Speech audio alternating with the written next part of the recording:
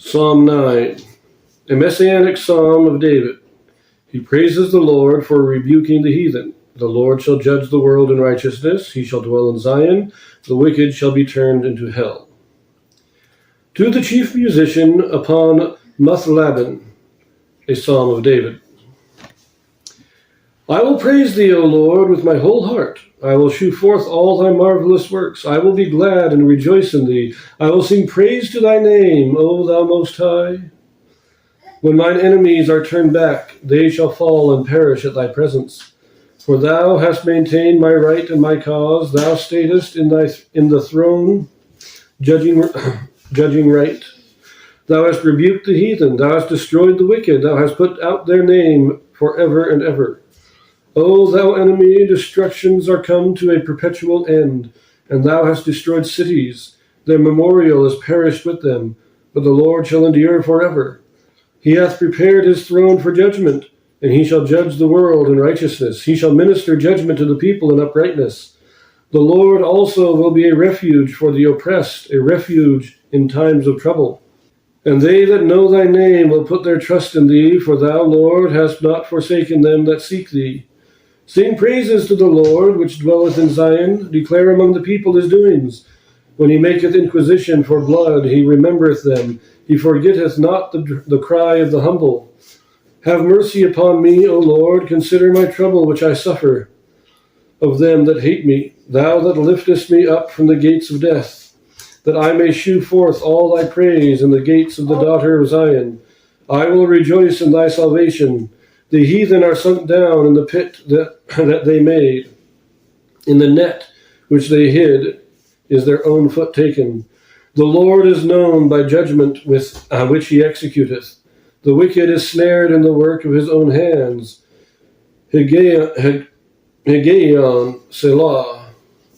The wicked shall be turned into hell, and all the nations that forget God.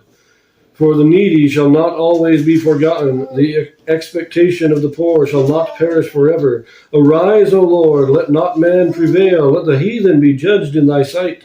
Put them in fear, O Lord, that the nations may know themselves to be but men. Selah. Okay, now I got no clue what this Higgaion means.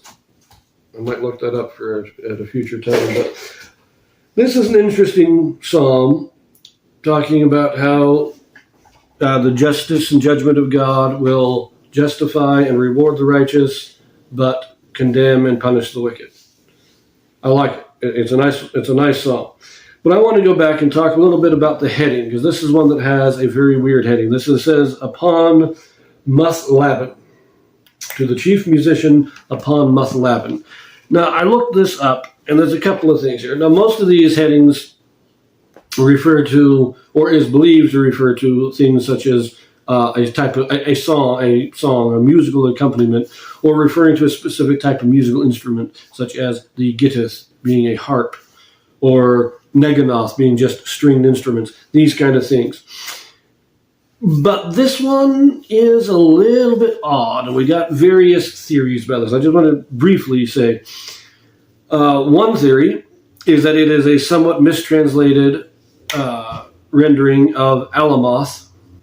Alamoth would be Muth-labben, which would be sung by the young men, by a choir of boys.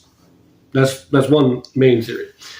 However, Muth is the Hebrew for death, and Ben is the Hebrew for son. So it could be written on the occasion of the death of some person, unknown, or being referred to. Some say Saul. Some think it was Goliath, that David wrote this psalm after killing Goliath. Others render the Ben as being son, and so this is the death of the son, which could be the death of Absalom later on in life, which would mean that my placement of it here is in the wrong place. Could also be the death of his son after his affair with Bathsheba. All these things are possible, and then there is, of course, the possibility that it is just the title of a musical accompaniment that this psalm was written to be sung to. So we have all these possibilities with this. Nobody's really positive what it means.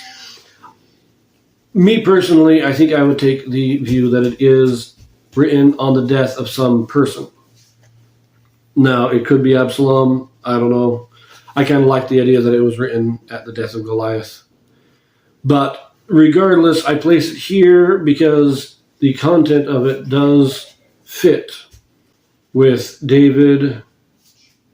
He's just become king. He's consolidating his power.